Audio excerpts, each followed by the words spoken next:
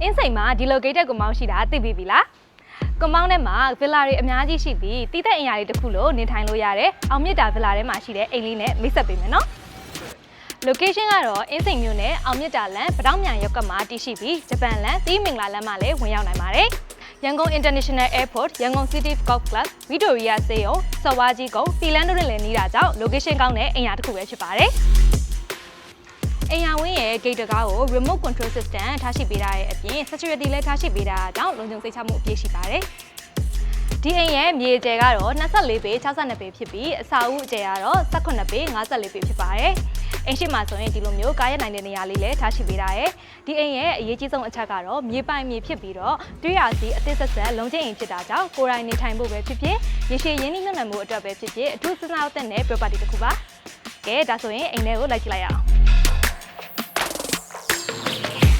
်အိမ်ထဲကိုဝင်လိုက်တာနဲ့အရင်ဆုံးမြင်တွေ့ရတာတော့ဒီလိုမျိုး living area နေရာတစ်ချက်လေးတစ်ခုပဲဖြစ်တယ်ဒီအိမ်ရဲ့မြင်ကြီးတက်မှာဆိုရင်တော့ဒီတန်းကင်းတွေအကုန်လုံးကိုကြွေပြအပြည့်ခင်မိရတယ်ဒါပြင်ဒီလိုမျိုးအရန်လာတဲ့မီးဆိုင်လေးတွေလည်းတစ်ခါလေးပေါ့နော်ဒီဇိုင်းတက်ဆင်ပေးထားတယ်ဒါပြင်ဒီဘက်မှာဆိုရင်တော့ဒီလိုဧည့်သည်တွေလာတဲ့အချိန်မှာအသုံးပြုဖို့အတွက် toilet လေးတစ်ခုလည်းထားရှိပေးထားတယ်ဒီမြင်ကြီးတက်မှာဆိုရင်တော့ air con တစ်လုံးလည်းပါရှိတာကိုတွေ့မြင်ရတယ်ကဲဒါဆိုရင်တော့ဒီနောက်ပတ်ချမ်းသွားကြည့်အောင်ဒီနောက်မှာတော့ဒါ kitchen အတွက်နေရာလေးပေါ့နော်ဒီ kitchen ကိုတီးတန့်လေးဖြစ်နေအောင်ဒီလိုမျိုး aluminum slice door တကားလေးကိုသုံးပေးထားပါတယ်ဒီ kitchen ကတော့ဝင်လိုက်တာနဲ့ဒီလိုမျိုးနေရာကျယ်ဝန်းလေးရှိတာကိုတွေ့မြင်ရတယ် kitchen နေရာတော်တော်ကျယ်နေရန်နေတန်းကင်းတွေကိုလည်းကျွေပြားခင်းပေးရတယ်ပြီးတော့ဒီမှာမြင်တွေ့ရတဲ့အတိုင်းပဲဒီ kitchen counter တွေအကုန်လုံးကိုလည်း quest stone ကိုသုံးပေးထားတယ်ဒီလိုမျိုး gas မီးဖို့လည်းအသင့်တက်ဆင်ပေးရတယ်ပြီးတော့ဒီမှာလည်းဒီလိုမျိုးတော်တော်လေးကျယ်တယ်ပေါ့နော်သတင်းပေါက်လေးတစ်ခုလည်းထားရှိပေးတာမလို့အင်ချက်တဲ့အချိန်မှာလည်းလေဝင်လေထွက်ကောင်းတယ်အညော်နဲ့နေပါတဲ့အတွက်လည်းစိတ်ပူကြမလို့ပါဘူးကဲမြင်ကြီးတက်ပြီးပြီဆိုရင်တော့ပထမတစ်ခုသွားကြည့်အောင်အဲ့ဒါဒီကနေအပေါ်တက်ကိုတက်ကြမယ်ဒီလှေကားမှာဆိုရင်တော့တွေ့မြင်ရတဲ့အတိုင်းပဲပါကင်းလေးတွေခင်းမိရတယ်ပြီးတော့ဒီလိုမျိုးမီးလုံးအလှလေးလေးတက်ဆင်မိရတယ်ဆိုတော့ပထမတက်ကိုတက်ကြည့်ကြအောင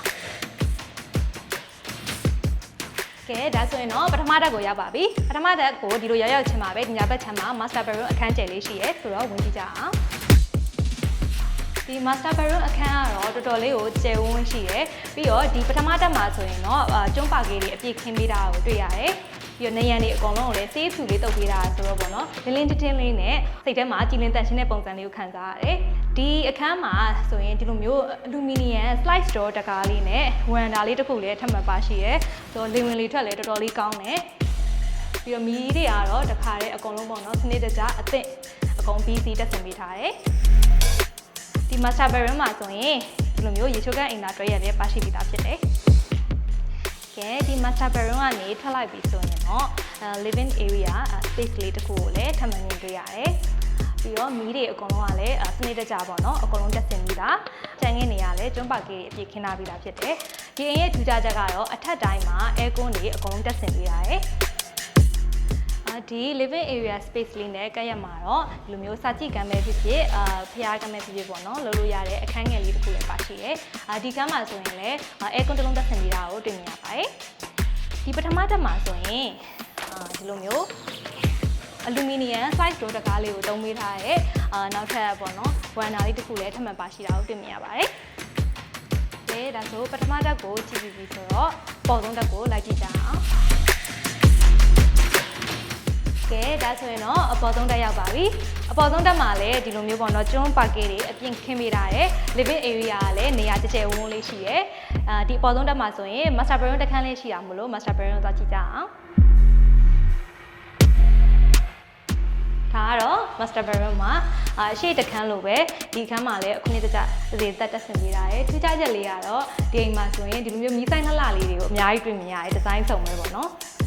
်ဒီအခန်းမှာလည်းအရှိရ master bedroom အခန်းလိုပဲဒီလိုမျိုး aluminum slice door တကားနဲ့ veranda လေးတစ်ခုထပ်မံပါရှိပါတယ်ဒီမှာတော့ထူးခြားချက်လေးတစ်ခုရှိပါတယ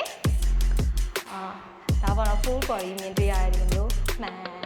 တကားပါဒီနောက်မှာဆိုရင်တော့ဒီမှန်တကားနဲ့လောက်ထားရေချိုးကန်းအင်တာတွဲရက်ကိုတွေ့မြင်ရမှာဖြစ်တယ်လို့ပေါ့နော် heater boiler အကုန်ပါပြီးသားဂျာကူစီကိုလည်းတွေ့မြင်ရပါတယ်ဒီရေချိုးကန်းလေးကလည်းတော်တော်လေးတန်လဲမိုက်တယ်ပေါ့နော်အရင် ဒီလိုမျိုး modern design နဲ့အိမ်အသစ်ဆက်ဆက်ကို cash down ဒါမှမဟုတ် bank loan အိမ်ရချင်းငွေစနစ်နဲ့အရေးကြဝယ်ယူနိုင်ပါတယ်။ကဲဒါဆိုဒီအိမ်လေးကိုစိတ်ဝင်စားလို့ live ကြည့်ရှုချင်နေဆိုရင်တော့ HK Property ကိုအခုပဲဆက်သွယ်ဆောင်စမ်းမြင်မြင်နိုင်ပါပြီရှင်။